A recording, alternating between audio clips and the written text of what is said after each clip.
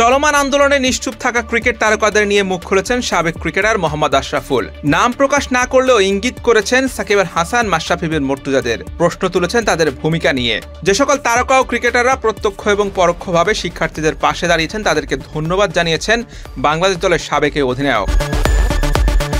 শিক্ষার্থীদের আন্দোলনকে কেন্দ্র করে দীর্ঘ এক পোস্টে আশরাফুল লিখেন, জাতীয় ও আন্তর্জাতিক পর্যায়ে আজ আপনি যত বড় ক্রিকেটার বা স্টারই হন না কেন, আপনার দেশ, আপনার দেশের শিক্ষার্থী তথা তরুণ সমাজ, সর্বোপরি দেশের সকল শ্রেণী পেশার মানুষের অহংকার, আর তাদের সাপোর্ট ও ভালোবাসায় আজ আপনি তারকা, মহাতারকা। তিনি আরো লিখেন, অনেককেই দেখলাম শিক্ষার্থীদের হতাহতে, গ্রেপ্তারে ও মৃত্যুতে সহানুভূতি, সমবেদনা জানিয়ে পাশে থাকার ডিরেক্ট ইনডিরেক্ট পোস্ট দিয়েছেন আমাদের ক্রিকেট আঙ্গন থেকে। তাদেরকে আন্তরিকভাবে ধন্যবাদ। তবে শিক্ষার্থীদের আমাদের প্রতি আশাটা আরো বেশি। তাই অনেকেই বলছেন, আমরা কেন ক্রিকেটাররা একটা সমবেদনামূলক নিরপেক্ষ একটা ফেসবুক স্ট্যাটাস দিতেও সংকোচ বোধ করছি। সেই ক্ষোভ থেকেই নাকি বড় বড় তারকাদের নাকি মানহানি করা হচ্ছে।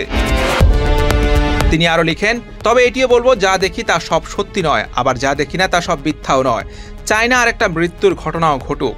চাই ছাত্রছাত্রীরা দ্রুত ক্লাসে ফিরে যাক, সবকিছু স্বাভাবিক হোক। প্রিয় ভক্তদের উদ্দেশ্যে বলছি, আমি ব্যক্তিগতভাবে মনে করি আমাদের ক্রিকেটাররা সত্যের পক্ষে। কেউ বেশি কিছু লিখুক বা নাই লিখুক, মনে মনে কিন্তু সত্যটা অস্বীকার করে না, কেউ করবেও না। তারা পরিস্থিতির শিকার হয়তো বা। ক্রিকেটারদের দায়বদ্ধতা তুলে ধরে অ্যাশ আরও লিখেছেন, একটি সত্য বিবৃতিও কি আমাদের কাছ থেকে এই ক্রিকেট পাগল জাতি আশা করতে পারে না, যারা কিনা দিনের পর দিন, রাতের পর রাত জেগে আমাদের খেলা দেখতেন। বিজয় ধ্বনিতে ঢাকা বিশ্ববিদ্যালয় সহ দেশের স্কুল, কলেজ ও ইউনিভার্সিটি ক্যাম্পাসগুলো মাতিয়ে রাখতেন।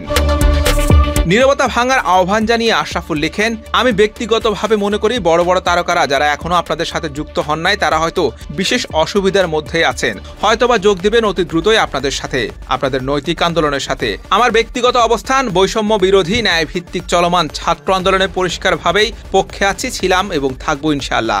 আমি চাই শুধু কোটার বৈষম্য নয়, বরং দেশে বিরাজমান সকল সংকট ও বৈষম্য মুক্তি পাক।